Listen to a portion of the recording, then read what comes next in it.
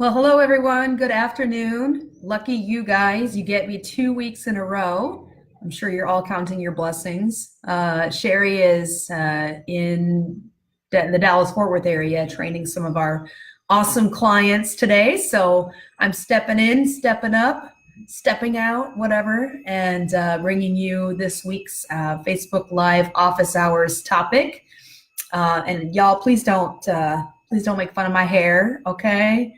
My hair does what it pleases, and I have no control over what it does. So please be understanding that my hair has its own life.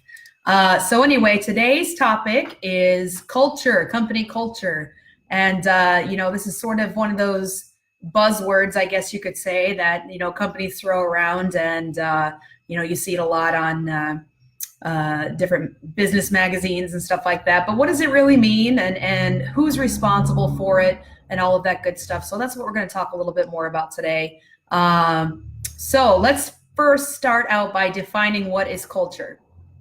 So simply put, culture is the character or personality of your company and how your company wants to be viewed by others outside of the company. Okay, so that's a pretty simple definition, something that makes sense. What are some misconceptions about culture? Some companies will make the mistake of sort of letting the culture create itself. So they sort of just say, okay, you guys decide what is our culture, and then it'll just sort of magically appear, and okay, that's our culture. But it's not actually how it works or how it should work. What companies should do is first define what it is, what's our culture, and then we live up to that. So you define your culture based on your company's values, and then you live up to those values.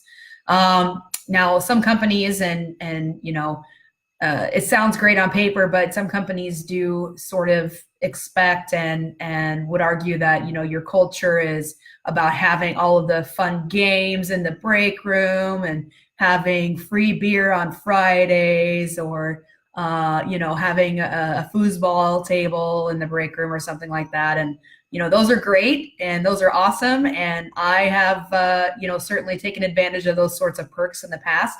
But the bottom line is that those things do not define your culture. That doesn't make your culture. It makes things fun. It can help your culture, but it doesn't establish your culture. And it's not something that should be determined to be your culture. Hey, Stephanie, what's up, girl? Hi. Thanks for watching. I appreciate it. Like I said earlier in the video, please don't say nothing about my hair, okay? It has its own brain.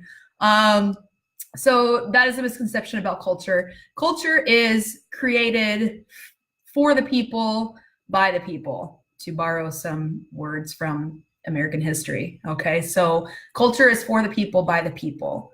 How do you create a good culture? And culture is everyone's responsibility. You can't just look to your manager and say, hey, buddy, create the culture.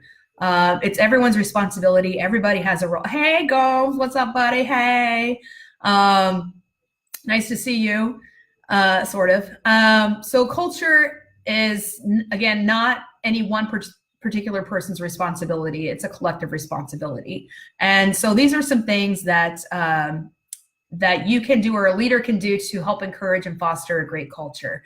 The first thing is very important. It's to encourage mistakes, experimentation, and learning. We tend to be in a society that sort of glorifies perfection, and it's difficult for people to own their mistakes and to make mistakes because, it's seen as a sign of weakness or a failure. Oh God, the F word, and all this stuff. But the reality is that when you've got employees who feel like they can make mistakes and feel like they can sort of try things out, experiment with things, without fear of punishment or retaliation or whatever, you're going to have a great culture. People are going to feel like they can express themselves and be authentic and do what they feel like is the right thing to do for their job. Even if it doesn't end up being the right thing, it ends up being a mistake. It's a learning opportunity. And so you want to encourage a culture that enables people to learn and make those mistakes. Yes, perfection is the devil, absolutely. The next thing is to lead. So leaders out there, lead from an authentic, vulnerable, and empathetic place. So those are some big words that I just spit out there. So being authentic, vulnerable, and empathetic. And this kind of goes along with what I was saying in last week's video about leading with vulnerability.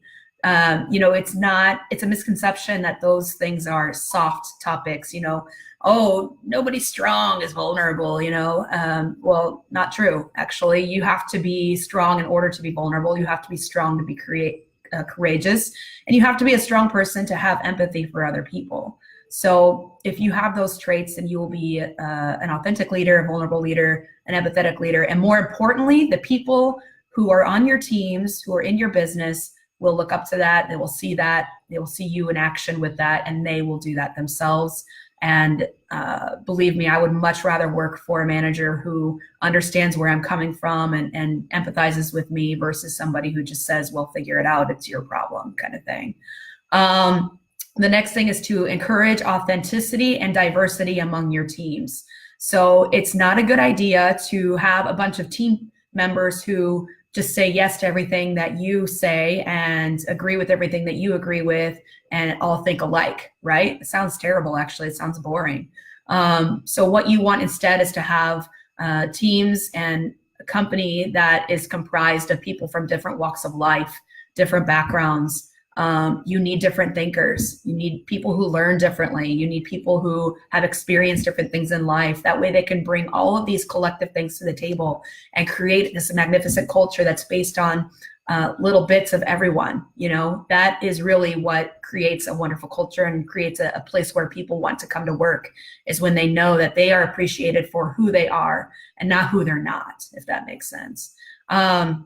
So another way you can do this to encourage authenticity on your teams is establish roles with people. So if you've got somebody on your team, for example, who's very creative and likes to design things and artistic and that sort of thing, then ask that person to come up with a logo for your team, come up with a team name and a slogan or something like that. And if you've got somebody else on your team who's really organized, keeps track of things well, very detail oriented, then assign that person a role to keep track of people's birthdays and company anniversaries and that sort of thing. Those are just some ideas, but the idea is just to foster that creativity or foster those traits that everybody has innate in themselves. The next thing you can do to create an awesome culture is to ask for feedback, open feedback. Don't listen for things that you want to hear. Listen to everything that everybody has to say. You don't have to agree with everything that everyone has to say, but you should listen. So, ask for that feedback, and also ask, what does support from me look like? Okay. And I borrowed that from Brené Brown, because y'all know now that I'm a big Brené fan. And that's something that she does because I think she tends to think visually. I'm a visual person as well. So I just really like that expression. What does support from me look like? Because that basically gives the other person the opportunity to paint the picture of, okay, this is what I need in order to do well at my job, or this is what I need in order to adapt to this change that the company has put on us. Those are just a couple of examples, but I think asking somebody else, okay, what does that look like for you?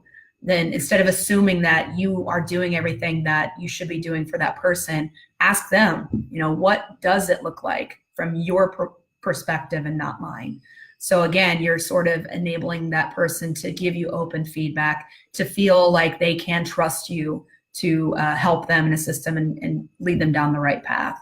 And finally, one of the most important things you can do to create a great culture is to empower your employees. And by empower, I mean the opposite of micromanaging. How many of us have had a micromanaging manager?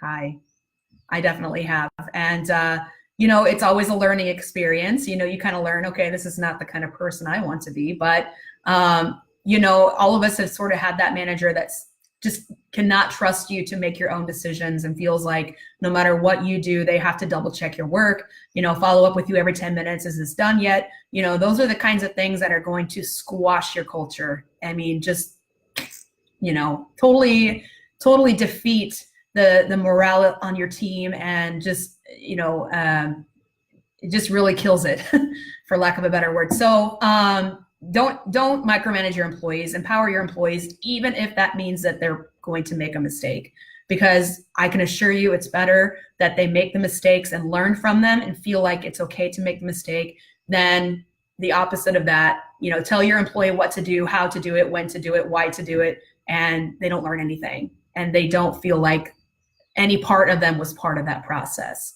So those are all just things that you can do as an employee, as a manager, as a leader. All of us in some way is involved in our business. As a leader, as an employee, you wear a lot of different hats when you go to work. So these are all things that you can do because we're all, again, responsible for creating a great culture. Those are things that you can do to help encourage and foster a culture that encourages people to be who they are and makes them want to come to work every day. So that's all I've got for you today. We do have our leadership training coming up very, very soon. We'll be announcing more of that. And this topic, culture, will be covered in that training. So we're really excited. We're kind of putting everything together for you guys, making it look pretty and nice right now. And then I would like to hear your feedback. I want to know from you, what do you think makes a great culture? So I listed some stuff, but we want to hear from you too. So think about places you've worked at where the culture was awesome, and think about places that you didn't like so much. What didn't you like about that culture? And let's learn from that.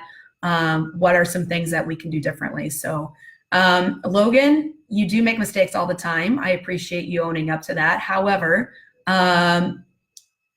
we'll talk after the video. Maybe there's some things that you should be doing differently to be a good leader. I would say you're the world's okayest leader. We'll put it that way. Just kidding, buddy. I love you. So thank you guys so much for watching. I appreciate all your feedback, and let's hear from you about things that make a great culture or what doesn't make a great culture, okay? And be looking out for the rest of our leadership topics the rest of the month of December. Thank you for not making fun of my hair. I really appreciate it. And we'll talk to you guys next week. Have a great rest of your day.